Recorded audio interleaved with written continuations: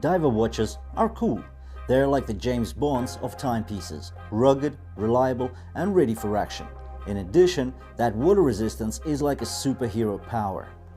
So today we've got a head-to-head comparison, and I've got two favorites for you. So the Tandorio Double Dome Sapphire 62MAS Homage, as well as the Cadisen C8207, also a 62MAS Homage. We'll be putting these two watches in a head-to-head comparison to try and figure out which one brings more value to us, the users, wearers, and the ultimate buyers of these watches. So in this head-to-head comparison, we will compare them across quality of materials, case designs, bezel actions, luminosity, crystal features, straps, and dial designs. But to pump you up, here are a few teasers about these two watches. So both get sapphire crystal dials with anti-reflective coating. One gets a 90-click, the other gets a 120-click unidirectional bezel. Both are powered by Seiko automatic movements. One gets 200 meters of water resistance, while the other gets 300 meters.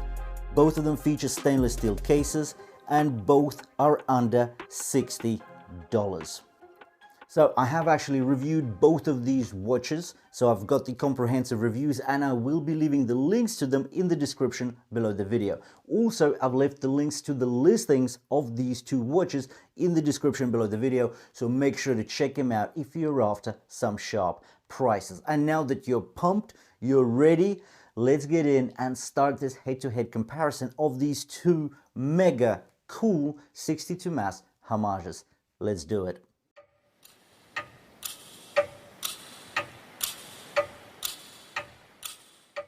As per usual, let's start with the dimensions. So with the Cadisen, we get a diameter of 37.9, or essentially 38 millimeters, a lug-to-lug length of 46 millimeters, a lug-to-lug width of 18 millimeters, and a height of 12 millimeters. The weight on the silicone strap is 80 grams. If you were to go for the stainless steel strap, you'd be looking at 140 grams.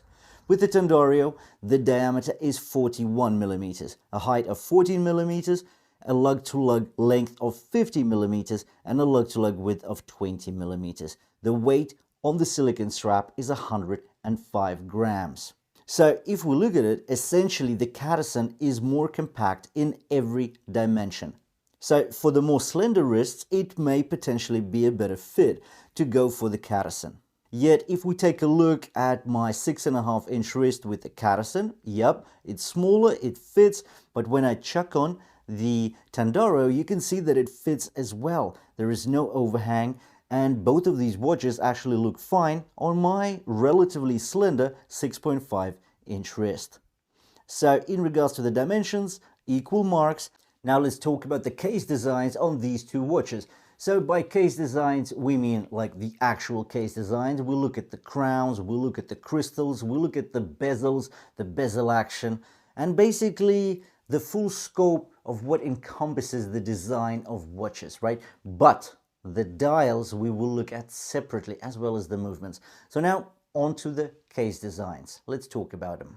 If we start with the case on the Cadisen, it looks like it was chiseled out of a solid piece of steel. The walls transition via sharp angles to the lugs, yet all chamfers are smoothed and the beveled edges are not sharp or crude.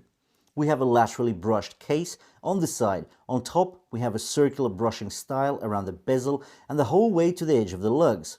The lugs actually curve down, hugging the watch closer to your wrist. And that slant downwards is quite aggressive. Now on the Tandorio, the case looks and feels solid and tough. It gets a monoblock shape.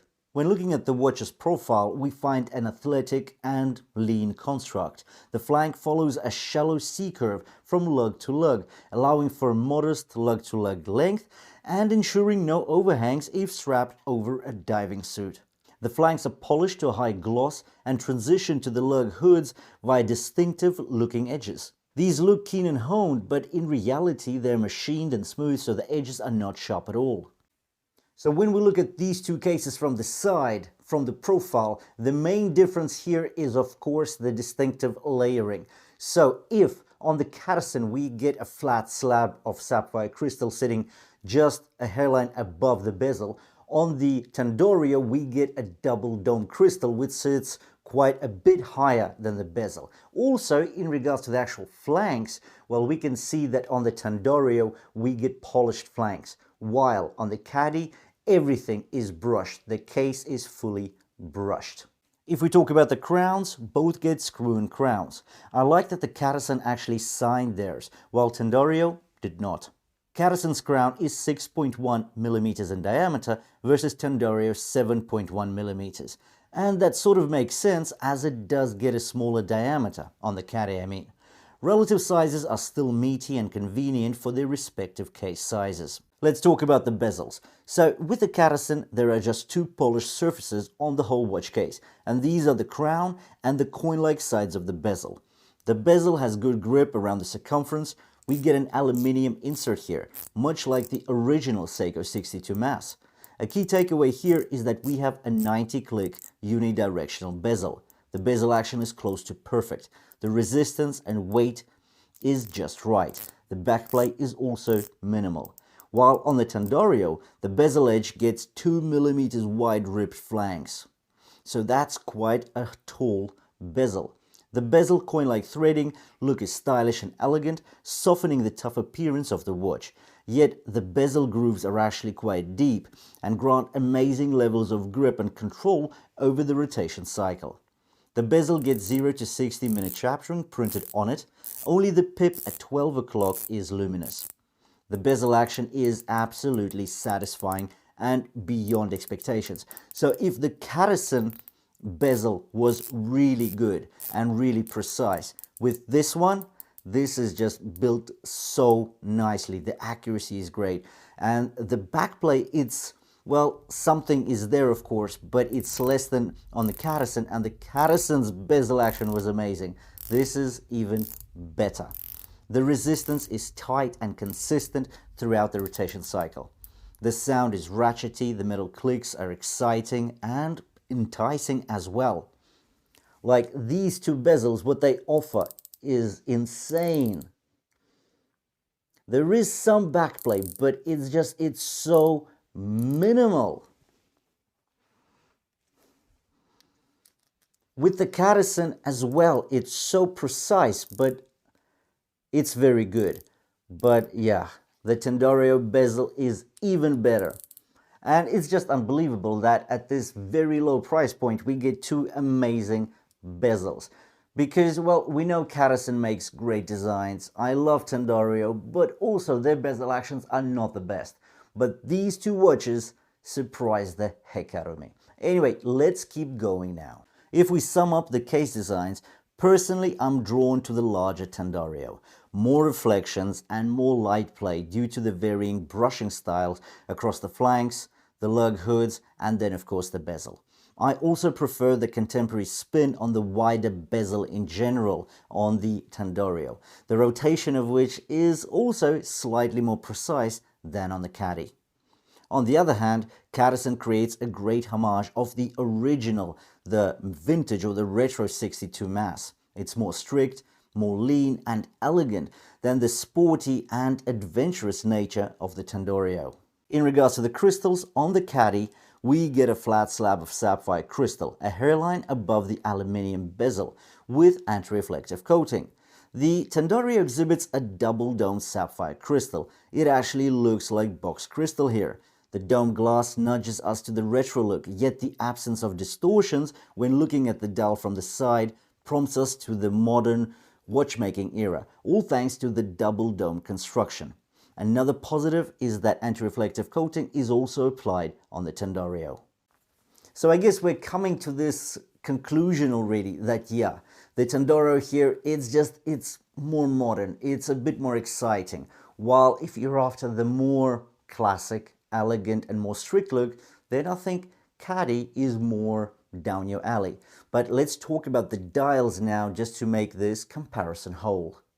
In regards to the dials on both of these timepieces, well, they're sort of similar, right? After all, they're homaging a similar watch or the different variations of the same watch over the years. So we get a sunburst effect from the center to the dial edges. We get applied indices, thickly smothered in lume and edged in gunmetal chrome. Actually, on the Caddy we get slightly more dark gunmetal chrome edging. At the 3 o'clock position we have a date window. Now both of these date windows are well defined and the date insert gets beveled edges. You will also see that the 12 o'clock batten is double in thickness compared to the other indices. The dial achieves a nice level of symmetry and clarity on both, but of course because the Tandorio diameter is larger, it gets a bit more space. The 3 hands are edged in dark chrome as well. On the hour and minute hands we get plenty of lume, while the seconds pointer has a rectangular dab of lume on the tip. The legibility of the dial is good considering the hands are well defined with the luminova on the hands against the grey dial and the blue dial.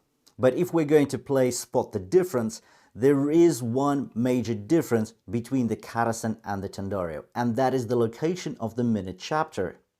So on the Caddy it's on the rehaut, which I think is a very cool look, while on the Tandorio the minute track is more traditionally placed around the perimeter or just under the rehaut. If we do a luminosity test, well, it demonstrates that the indices are bright on both. Longevity is also quite similar, yet Tandorio's hands and bezel pip are much better lumed, and they do have slightly better longevity. Now, with both of these watches, we do get Seiko's NH35 movements. So these are accurate, they're dependable, 24 joules movements here. We get 41 hours of power reserve, and yes, there is the magic lever. What does that mean? Well, let's say your watch stops. All you need to do is shake it side to side and it will start going. This is actually a hackable movement, meaning that the seconds hand stops when the crown is out. The service interval here is 3 to 5 years, so this is quite the usual movement in watches anywhere, well, usually under the $200 mark.